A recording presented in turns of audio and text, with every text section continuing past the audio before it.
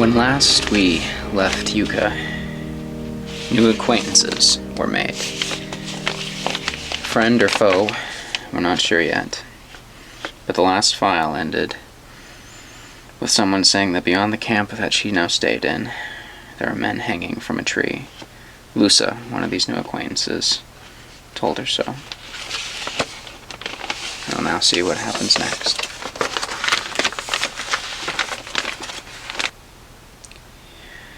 Lusa's words rang in Yuka's ears as she sprinted through the trees. The path before her was lit by fledgling moonlight and flickering torch flames carried by the others who had followed the scout back into the night. Yuka could not see the faces of who were around her. The forest ahead was dense, and all who ran around her were little more than nightmarish half-shadows in the uneven light. They followed the lead scout. The scout was one of the scarred ponytail men riding his furry horse hard through the narrow passes. The rider would rear his horse every so often and wave his torch over his head to make sure the party on foot behind him could see where he led.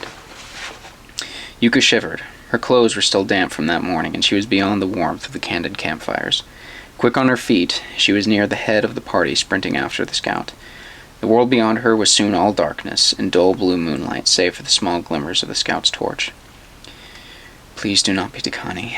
By the green on the wind and the deep mother, let him be alive. She thought these words over and over as she ran. Yuka suddenly heard a great rhythmic rumbling coming up fast behind her. Before she could turn her head, in a spray of snow and rock, Falhurst overtook her on another of the great furry steeds from the Camden camp. The bearded man carried no torch and looked like a great terrible beast in the forest dark. His mount soon caught up with the scout, who had slowed its pace. Yuka heard Falhurst call something out to the scout. She could feel her lungs and legs begin to strain with the effort of keeping up with them. She tried to keep her breathing level, but she knew that she could not keep up with the other two riders if they went much further. After a long while, the two riders brought their horses to a halt. The scout dismounted from his animal and turned towards Yuka and the others from the Camden camp behind her. The tall, scarred man waved for the others to approach. Yuka could see the still mounted Falhurst staring upwards at something that she could not yet see through the branches of the surrounding trees. As Yuka crossed under the last of the underbrush around, she saw that what Falhurst and the scout had stopped to look at in the small clearing. The dark meadow they all stood in was covered in a thin layer of snow and surrounded by dead bushes and winter roots. Yuka was the first of their party from the camp to reach the two riders. She stared upwards. Yuka had felt rage when she saw the shots from Spitfires rail into her Aunt Aglu's body all those days ago. She had felt despair when the knife in her hand had quivered against Aglu's fading heartbeat. What she felt when she saw the familiar black coats and lurker skins of Takani's oarsmen dancing in the steady night breeze of the mountain air, she could not fully describe. I am lost, and my journey gone, she thought to herself. The darkness was still too thick above them to make out any faces. The bare feet of the lowest hanging man swayed a little above Yuka's head. She could hear the crunch of snow and branches behind her as the rest of the party caught up behind them. Yuka heard hurried whispers and fearful noises coming from those who followed. Whoever had done this had hung a man on every low-hanging branch. Yuka could see 7 bodies swaying silently above them. 7, she thought quietly. Falhurst spoke something gruffly to the scout. The scarred man nodded and produced a knife. He went towards the tree at speed and jumped to catch one of the lower branches. He struggled to right himself on the branch and began crawling on the wood with the blade held in his teeth. He made his way to the nearest body. Falhurst shouted something else, and hearing him shout it again, Yuka tore her eyes from the men above and saw that the bearded man was addressing her. The Camden tradesman said something in his guttural tongue and gestured towards the tree. Yuka stood there, dumbfounded, still trying to consider all she was seeing. Impatiently, Falhurst suddenly drew a long steel dagger from the sheath at his side and pointed it at Yuka. She took a step back. Falhurst thought for a moment, then said gruffly in her language, "Help!" He flipped the blade and caught it in his gloved hand, handing it out to Yuka, hilt first. Yuka felt as though a boulder was weighing down on her belly. It was difficult for her to think straight. Don't let them know, you fool, she thought to herself. She stepped forward and took the blade. The scout was not a skilled climber. Yuka had seen him jump clumsily up to what looked like the lowest branch without having even noticed the thick knots that covered much of the lower half of the tree, or the gnarled roots that had grown up around the ground under the tree. Yuka moved forward, slipping the dagger into her belt. She used the root as footing and reached up to grab at one of the thicker knots on the tree. There was another knot, a little lower, and she was able to bring her foot onto that with the leverage from the knot in her hand. After a few quick pulls, she had reached another branch that was weighed down by one of her aunt's trusted oarsmen. As she reached the thick rope that was tied to the snow-covered branch, Yuka pulled free the knife and began to saw. It was all she could do not to look down at the body. She tried to focus on the cutting, not the man swinging in the wind just below her. She glanced down once and regretted it. Yuka did not recognize the twisted face, pale with death, looking sightlessly up at her. She had never known any of Ogly's crew very well, but she could see what had been done to the poor fled soul below her. Aside from the agony of death shown plain on the dead man's face, on either side of his head were large black splotches of clotted blood down his cheeks and chin. At the top of both splotches were gaping holes. They took his ears. Yuka felt sick. For a moment the world below her spun. Falhurst's voice called out to her again. Yuka looked down and saw him gesturing hurriedly to the others swinging in the trees. Yuka nodded and continued her work. She felt a dozen pairs of eyes from the other followers from the Camden camp watching her closely. The rope looked to be made of hemp from the south. It felt like iron against her blade in the cold. The dead man fell soon and hit the ground with a sickening thwack. Yuka looked above her for the nearest branch and continued onward. She cut 3 more down before her and the scout had brought all the dead oarsmen out of the duskwood tree. From what Yuka could tell, all of them had been mutilated like the first one. Not one oarsman had been left their ears in death. Yuka climbed back to the ground. Barbarous cruelty. Yuka looked up to see Lusa, sitting high on a brown, shaggy horse. 2 pale arms were wrapped around the yoked woman. As Yuka passed the animal, she could see the bright hair of Ennui looking over the woman's shoulder. She had donned her deep red cloak once more. There was terror in the girl's eyes as she looked at the fallen hanged men. Lusa dismounted, then reached up, helping Ennui down. Falhurst had the men around line the dead bodies from the tree up next to each other below the base of the trunk. He was talking quietly with one of the brown-robed, darker-skinned men that had come from the camp. The older woman looked on at the dead men. After a long moment, she suddenly turned her head skyward and sang out a single high note, calling onto the wind. The sudden noise startled the group of foreigners all around, and every eye turned to Lusa, uncertain. The sound brought warmth to Yuka, for she knew the death cry of the green wind all too well. She walked to Lusa's side. I don't know if they'll be able to find the Green Spirit's song. Lusa felt her voice break slightly. Whoever did this cut their ears away. She looked up and saw tears flowing from Lusa's eyes. This was hateful and wickedly done. Lusa shook her head. I would say that no yokehead would do this to one of their own, but no outlander would know or reason to take the ears of those who would hear the Green Spirit's song in death. I know exactly who would do this, Yuka thought to herself. They gave them to the sky, she said. Her tone deadened. Lusa nodded. Hanged them high and took their hearing. A worse death I cannot imagine. Lusa walked forward. The others who had run and hidden and ridden from the camp were clumped together now in tight, whispering groups. Most were shivering in their night cloaks. A few, Yuka saw, had even begun trudging back towards camp. Falhurst, still standing and looking grimly at the wind-chilled bodies before him, turned and said something to Lusa. She spoke back in his language, gesturing once to her ear. What are you saying? Yuka asked. He is asking about the ears. He doesn't understand why they took them.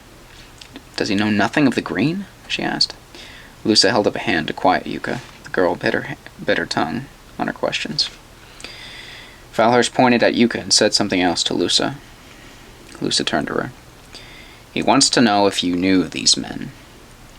Yuka shook her head, slowly. Lusa stared at Yuka, her eyes held on to hers for a long moment. She blinked and turned back to Falhurst. The man nodded at her words and called something out to the other scouts around them. The scout remounted his steed and rode hard back towards the camp, while the others started to crowd around the men from the hanging tree. What is happening now? Yuka asked. Falhurst wants the bodies burned. What? Yuka had never heard of such foolishness. They can't. Lusa walked back towards her mount. Camden burn their dead, she said simply. These men are not Camden. Yuka knew her voice was loud enough to be noticed, but she did not care. To burn men of any faith, green or black, was to take their very soul away from any hope at peace. They must be planted, she said firmly. Falhurst seemed to take note of Yuka's distress. He barked something at Lusa. The woman bent towards Yuka, keeping her voice soft and putting a gentle hand on her shoulder. Child, you need to be silent now. The ground is too hard to bury them, and the closest sand-grove that I know of is 4 days back the way this party came. Take your thoughts away from these poor souls. She gave Yuka's shoulder a squeeze. Come. We still have duties here. I have no duties, Yuka said firmly. I am not Camden, I am not of this forest, and I am not of this caravan. I belong with my own party. And where are they? Lusa's words were calloused, but not cruel. Yuka stayed silent. Lusa sighed. I'll not force you to tell us of your journey before us. But as long as you are here, you can lend a hand and earn the help we have already given you. Yuka looked back at the dead Yoked men that were now being piled together. Their bodies looked like lumps of dead meat in the arms of the Camden men preparing to burn them. These men were Aglu's. She loved her crew more than her own life. Lusa looked at the dead men as well. The green wind is canny. She will find those deserving of her song. Not if they are given to the smoke and flame. Yuka kept these thoughts to herself. What duties? Lusa gave her a small smile. Aside from translator, I and the other few of our people with this party are the trackers for Falhurst and this caravan. He has asked me to see if there are any signs of which direction whoever made this massacre went. Are we to give chase? To hunt whoever did this? Yuka tried to keep the hope from her voice. Lusa shook her head. No. Our caravan has a greater purpose down this road. We will avoid any unnecessary dangers. Lusa pointed towards the nearest edge of the snowy meadow. Start there.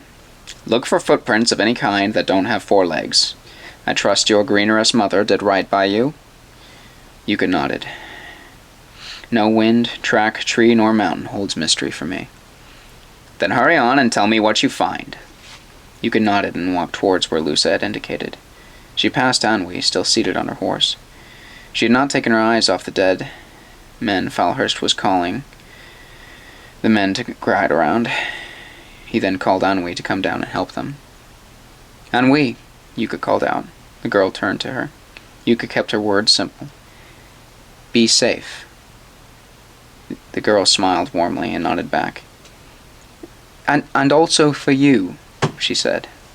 Yuka bent low under the icicles of a low-hanging branch and began to search the snow for sign.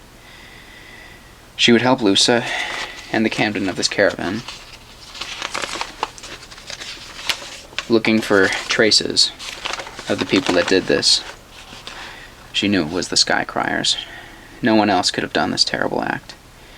There was, however, something else that Yuka would look for sign of. It was something that she would keep silent from all, even Lusa. Tikani. When the oarmaster had abandoned their camp in that burned village, he and the other oarsmen had made 8 in their small war band. Not one of the mutilated men hanging had been Tikani. Her heart raced at the thought of the stone-hearted war dog having escaped the horrible fate of the rest of his men. Did she dare hope that he was nearby? Lusa had chosen their direction to look well. Just past the bush line in the clearing, Yuka could see signs of a struggle. The snow on the ground was stepped on and churned with mud and rock that had been kicked up. Yuka could see drag lines in the snow, leading back towards the meadow where the hanging men had been found. Not far into the trees there was a small pile of stones and chunks of charred wood. A camp had been made here. Few would risk a cook fire, even a small one, when on the hunt, but Yuka knew that the nights were starting to get colder with each passing day. Perhaps Takani's men of the sea and rivers could not resist. It was too dark to see what was blood and what was mud on the ground, but every so often Yuka crept onward. She could see splashes of something black and shimmering on the tree trunks and fallen branches. "Why does the moon make blood black?" Yuka had asked her mother that first season in the Warpine Valley years ago. "At night, the green on the wind and the cruel dead sky takes color and life from the world," her mother had answered. "Be wary of all you see in the dead quiet under the night sky. Shadows and winds whisper lies, and all that is colorful and life-giving goes dark." One such patch of shimmering black caught Yuka's eye. Yuka kept her steps soft and steady as she neared it. The blood was smeared onto a tree, many paces away from the signs of struggle. Looking down, Yuka could see heavy-booted footprints leading towards and onwards past the tree. A bush, several more paces north from the tree, had a small patch of dark below that did not look like mud. Yuka hurried forward, seeing a deep gauge in the snow that did not look like it was made from a foot. She knelt and leaned close. A large hand had pressed deep into the snow and the mud below it. Yuka pinched a small amount of the mud from the print and tasted it. Aside from the wet, sour taste of dirt, there was a sharper tang that held a hint of copper. Blood. Yuka knew that as she ran onward, she would more than likely catch up with whoever had struggled in this direction. Whoever it was would be greatly injured, judged by the blood around, perhaps even dying. I could still find Takani. Her heart pounded. Hope, renewed and fierce, surged through her at the thought of finding Aglu's man. Yuka circled the bush and found a continued trail of the injured moving north. For a moment, Yuka thought she had heard a name called on the wind, her own. Behind her, she turned. The voice had sounded like Lusa.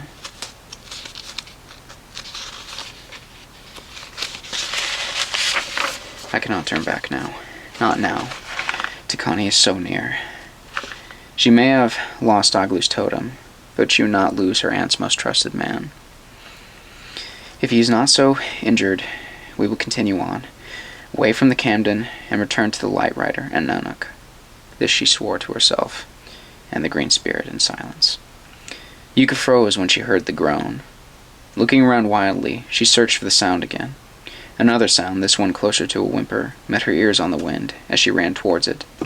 She had to stop herself from calling out Takani's name. She followed the sound behind a thick duskwood sapling. Yuka saw more blood on the ground around it. This was more fresh and looked almost red in the dim moonlight. If this is Takani, it does not have long. Keeping her heart steady, Yuka rounded the sapling. The dying woman sitting before Yuka was a pitiful sight. Her legs were curled beneath her, and she was holding her lower belly like it was a suckling babe. The thick, gray furs she wore were matted with congealed blood that shimmered like steel as she shifted her body to look at Yuka. She stared at the widened, agonized eyes of the sky crier, shock and anger giving birth to a sickly numbness within her. The thick white paste covering the dying woman's face was smeared with tears and blood. The woman seemed to struggle to focus on Yuka. You younger. Late, she babbled nonsense as she sagged against the young tree behind her. "Where are the others?" Yuka asked. She was having trouble focusing herself. An odd smile crept across the lips of the dying warrior. "Close now. Closer than death." She coughed, bending forward painfully. Yuka spun around, fear overtaking any anger she felt, looking at one of the cursed women who had attacked their party. Every rustle on the wind in the trees, every cracking twig sent spears of ice through her heart. Yuka's hand went to the handle of the knife Valhurst had given her. She thanked the grain on the wind that she had not left it behind. Though even as she drew it out, she felt like a doomed fool standing in the night's forest, with only a dagger to fight the dark. With a whisper of wind, the white faces came. For a moment, Yuka could not tell what she was looking at. Tree branches all around her were moving with the night wind. Snow glinted blue when the clouds above let in moonlight. She could soon see that some of the glinting patches of snow were moving towards her. Bushes grew into hulking women with bright snow-white faces. Branches became arms holding wicked metal thorns. "I die the fool that I always was," she thought. Yuka felt her hand grip tighter around a thick hilt of the dagger. The sky criers were taking their time encircling her. There had to be at least a dozen, maybe more. "The green on the wind will find me, you filth," she called out to all of them, a wild, furious madness filling her lungs with rage. Images of black blood and gaping ear-holes filled her mind. She pushed the thoughts aside. "Tonight you face Yuka, the God Rider, marked by the Light Rider, kin to the Sea Bear and daughter of the mighty Siku." Yuka could feel herself backing up. She squeezed her trembling wrist with the other hand to steady the blade. "Which of you dies first?" The Spitfire cracked like lightning through the night air. The sound had come from behind Yuka.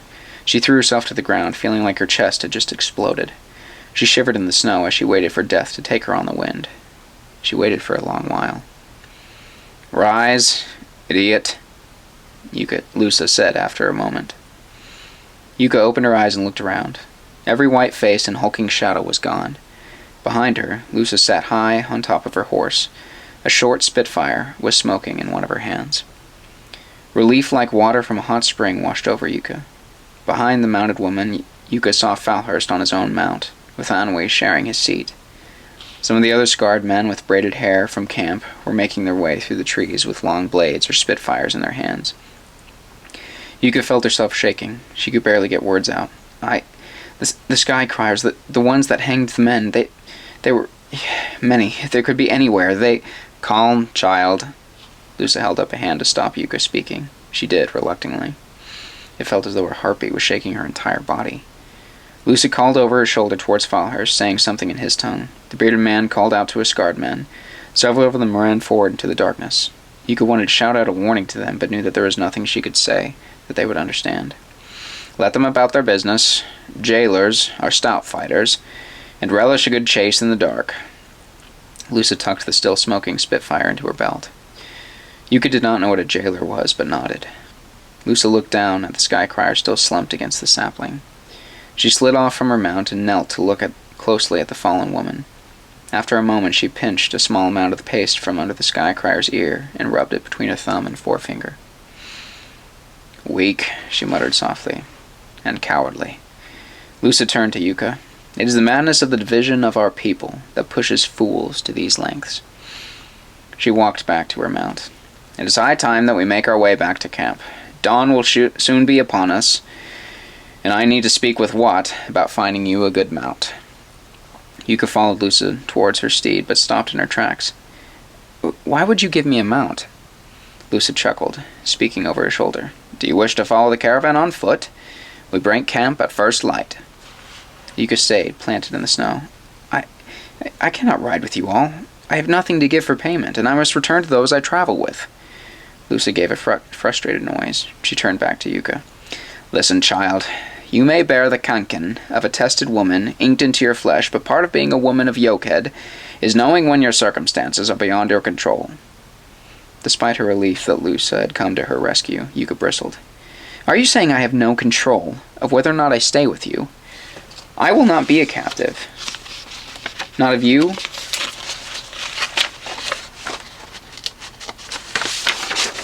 and not of any Camden foreigners. You may as well let her lot kill me." Yuka pointed to the dead, white-faced woman. Lusa cursed. "Damn you, girl. Very well, go. Off you go into the night. No food, no provision, no water skin, and no weapon but the steel toothpick in your hands. I'm sure the party that lets you break away from them will find you long before another fell or white-faced devil does. Here." Lusa reached into her pouch hanging on to her belt and tossed something that shimmered brightly in the air. Yuka caught it and looked at the strangest circle of metal she had ever seen. The metal was brass, but had a glass center. Within were a number of odd signs and symbols that Yuka did not understand. A small needle spun on an axis in the glass. Yuka had never seen anything made of metal that was so strange or beautiful. It tells you where the north is when clouds and trees hide that from you.